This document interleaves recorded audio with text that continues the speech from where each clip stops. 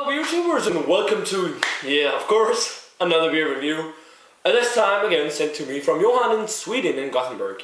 So thanks a lot Johan for the beer. It's going to be another Nils Oskar beer, and only my second Nils Oskar beer. Also an IPA, just not as big as the Hopyard IPA I reviewed for them with the Darren of Beer Sweden. But it is their Nils Oskar India Ale. It's an IPA.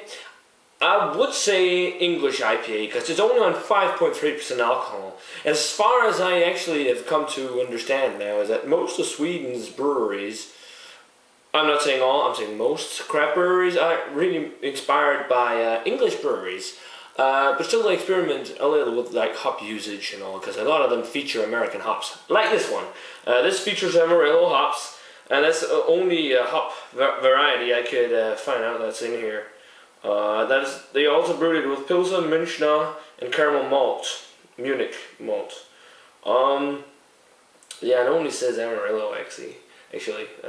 On the back here is a cool picture. I don't know if you can see that, of like an old, old India being colonized by Brits, which is pretty cool. But yeah, let's get it cracked open and see how it is.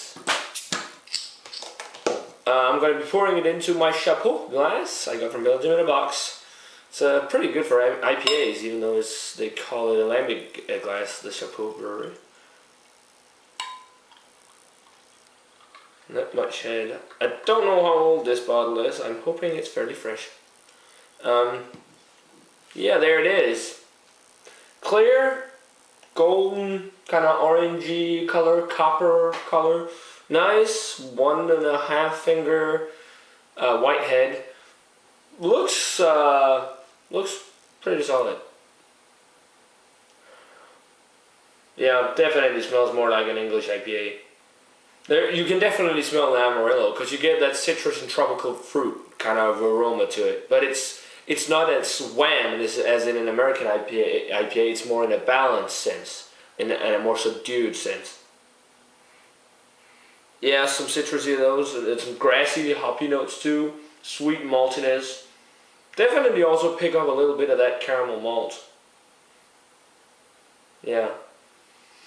Smells alright. Not a really enticing and powerful aroma, but smells like a real nice refreshing beer still. So let's give it a taste. Cheers guys.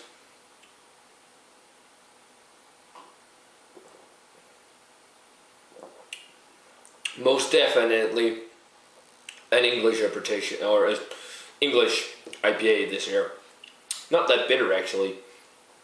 It feels a little bit more like it feels like an English IPA of course, but if we look at America for example, this would be maybe something like an American Pale Ale, but actually it's not as bitter. But the body on it is like a light to medium body with a dry mouthfeel. A lot of citrus on the front of the palate. And you get a light, kind of tropical, fruity mango flavor. But it's quite light. The most dominant is the citrus, maybe a subtle piney flavor too. The back end you get not a lot of malts, but a pretty solid amount of malts. A sweet kind of maltiness, light biscuity kind of notes, and also caramel malts.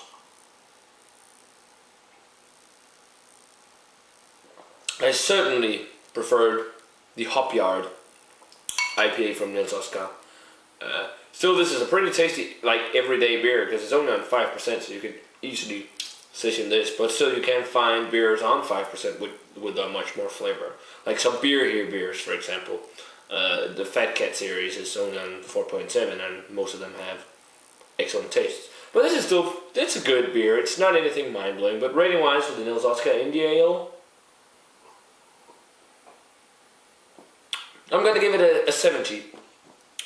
Definitely worth picking up if you're interested in trying an English-themed IPA. And the Amarillo, the addition of American hops, just gives it a little more flavor, but it's not really that overpowering. But I wonder how fresh it is, because you still get a pretty solid malt backbone to it. But still, solid beer worth picking up. So yeah, guys, that's it for this beer review. A 70 for the Nils Oskar India Ale.